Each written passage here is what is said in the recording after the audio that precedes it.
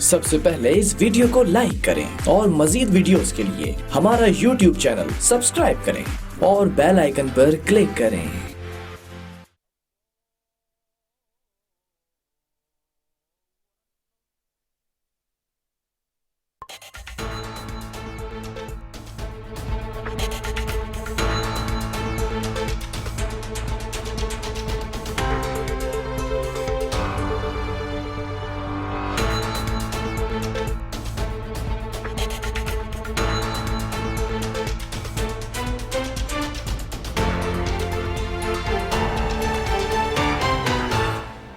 अस्सलाम वालेकुम नाज़रीन, प्रोग्राम कराची टुडे और मैं हूं आपका मेज़बान बिलाल खान। सबसे पहले बात की जाएगी पीटीआई और सिंध हुकूमत के माबैन जो कशीदगी जिस तरह से पनपती हुई नज़र आती है, उसमें और ज़्यादा इंटेंसिटी और स्ट्रेंथ के साथ जो है वो चीज़ें सामने आ रही हैं। स्टेटमेंट एक दूसरे की जानिब से दिए जा रहे हैं, तंज के निश्तर बरसाए जा रहे हैं। इस मुश्किल घड़ी के अंदर कोरोना वायरस की वजह से जो लॉकडाउन की सूरत हाल है मुल्क भर में, और ख़ास तौर पर अगर सिंध की बात की जाए तो एक तरफ वज़ीर आला साहब कह रहे हैं कि जो रेशो है कोरोना से मुतासिरा लोगों की, वो रेशो 14% से कम होकर 8.5% हो चुकी है। और दूसरी जानिब मुसव्विदा भी तैयार किया, फिर गवर्नर साहब को भेज दिया गया मंजूरी के लिए, उसमें तमाम चीज़ों को रिलीफ दिया गया। अब आते हैं पीटीआई की तरफ, जिसको जो तंज के नशर बरसाए जा रहे हैं, और हलीम आदिल शेख साहब ने बहुत सारी चीज़ों को जो है वो काउंटर किया और वीडियो पैगाम जारी किया। उस वीडियो पैगाम में बहुत सारी बातें की गई, जिसमें से ये भी कहा कि भाई सीखना चाहिए हमारे कप्तान से कि जिस तरह से एहसास प्रोग्राम के ज़रिए 12-12 हज़ार रुपये दिए गए, घर बैठे लोगों को रिलीफ दिया गया।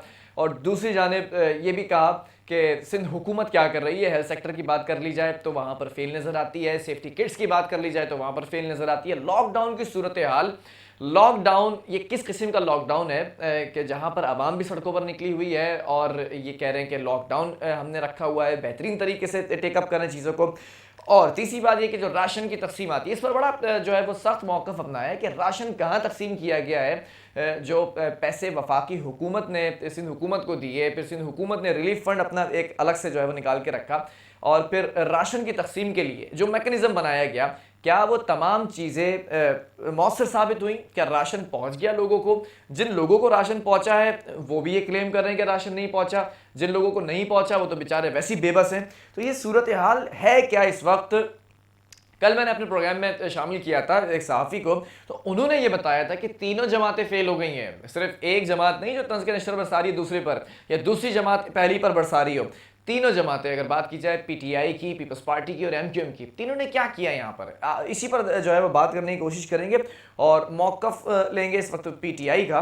लेकिन ये भी मैं बात यहाँ पे करता चलूँ कि लॉकडाउन के साथ साथ जो ताजिर बरादरी है वो भी इस वक्त नाराज़ नज़र आती है। ताजिर बरादरी जिस तरह से मैकेनिज़्म बताया गया ऑनलाइन बिजनेस का, ऑनलाइन कारोबार का, कि किस तरह से ऑनलाइन कारोबार कर सकते हैं, उस पर नाराज़ नज़र आती है। तो इस पर भी बात की जाएगी ताजिर बरादरी के हवाले से कि भाई ताजिर बरादरी क्या चाहती है, कैसे जो है वो SOPs को फॉलो किया जाएगा।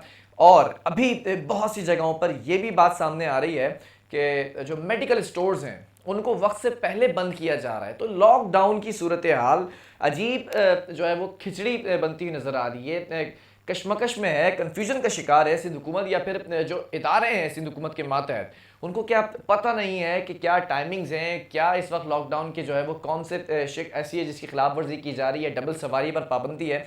तो एक मैकेनिज़्म होता है हर चीज़ का, वो मैकेनिज़्म वाजे नहीं किया गया सिंध हुकूमत की तरफ से।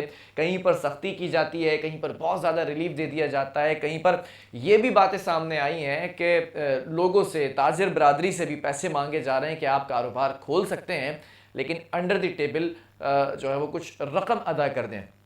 तमाम चीज़ें हैं। सिंध हुकूमत यहाँ पर कितनी स्टैंड करती है, सिंध हुकूमत का मौक़िफ़ क्या है, और ख़ास तौर पर वफाकी हुकूमत की अगर बात कर ली जाए, 21 के करीब सीट्स यहाँ से कराची से ली गई, MNAs MPAs या इसमें सब शामिल हैं।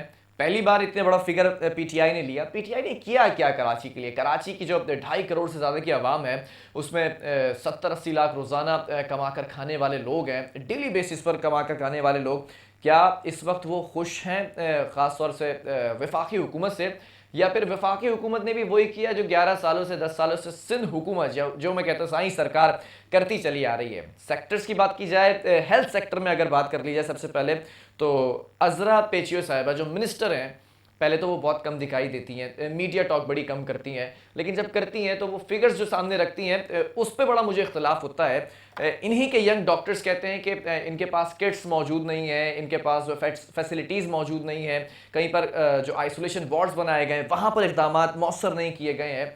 दूसरी जानिब ये कहती हैं कि हम बेहतरीन तरीके से काम कर रहे हैं। कौन सच्चा है कौन झूठा है, अस्पतालों का जब रुख किया हमने तो डॉक्टर्स ये क्लेम करते नजर आते हैं कि किसी के पास सैनिटाइजर नहीं है, मास्क नहीं है, ग्लव्स नहीं है। ये तो बुनियादी फैसिलिटीज़ हैं जो डॉक्टर्स को तो आप प्रोवाइड करें। डॉक्टर्स जिस तरह से इस वक्त इस मुश्किल घड़ी में साथ दे रहे हैं, लड़ रहे हैं, तो उसका रिजल्ट क्या आएगा जब आप प्रोवाइड नहीं करेंगे। एक निजी अस्पताल, सरकारी अस्पताल की बात कर लो, बल्कि सरकारी एक हॉस्पिटल ऐसा है जिसके अमले ने डेड बॉडीज़ को हाथ लगाने से मना कर दिया है और डेड बॉडीज़ को हाथ लगाते हुए डरते हैं। क्यों? अगर ये कोरोना बॉडीज़ हुई तो कहीं कोरोना मुंतकिल ना हो जाए। वजह क्या है कि सिंध हुकूमत फैसिलिटीज़ नहीं दे रही है। ग्लव्स हो, मास्क हो, सैनिटाइजर्स हो, ये तमाम चीज़ें जो है वो नहीं प्रोवाइड की जा रही हैं। अब ये इतनी तमहीद मानने का तरीक़ेकार इसलिए रखा क्योंकि सिंध हुकूमत की बात कर ली जाए या फिर वफाकी हुकूमत की बात कर ली जाए, कहीं पर भी कोऑर्डिनेशन नहीं नज़र आ रहा। एक यहाँ पर वक्फा शामिल करूँगा, इसके बाद दोनों जमातों का मौक़िफ़ लेने की कोशिश करेंगे।